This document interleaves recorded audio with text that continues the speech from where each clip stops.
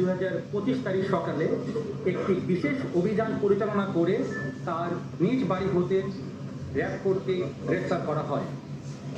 আজকের ব্রিফিং মূলত আসামি প্রেমিকা শামীমা প্রতি প্রাপ্ত তথ্য এবং যে আলামতগুলো আমরা সংগ্রহ করতে সক্ষম হয়েছি তার সম্পর্কে আপনাদের সম্মুখ অবগত করাটাই আমার মূল উদ্দেশ্য।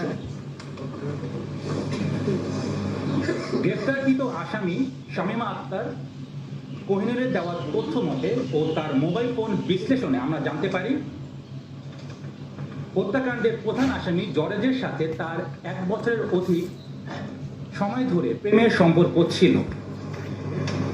জরেজ শামীমাকে জানায় তার এক বন্ধুর প্রেমের ফাঁদে ফেলে ব্ল্যাকমেইলিংয়ের মাধ্যমে 10 লক্ষ টাকা আদায় করা সম্ভব, যা থেকে জরেজ 7 লক্ষ টাকা আর শামীমা 3 লক্ষ টাকা ভাগ করে নেবে।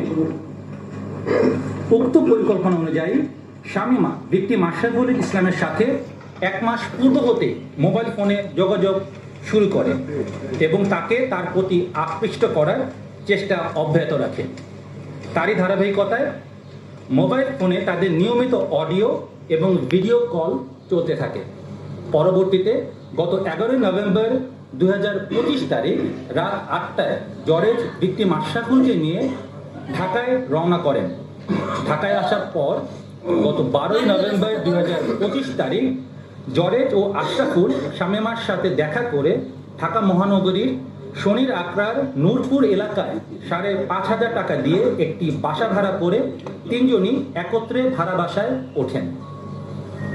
রংপুর হতে ঢাকায় আসার পূর্বেই জরেজ তার প্রেমিকা শামীমা আক্তার কোহিনূরকে ফোনে জানায় ভিকটিম আশরাফুলের সহিত সে যেন অন্তরঙ্গ ভিডিও ধারণ করে এবং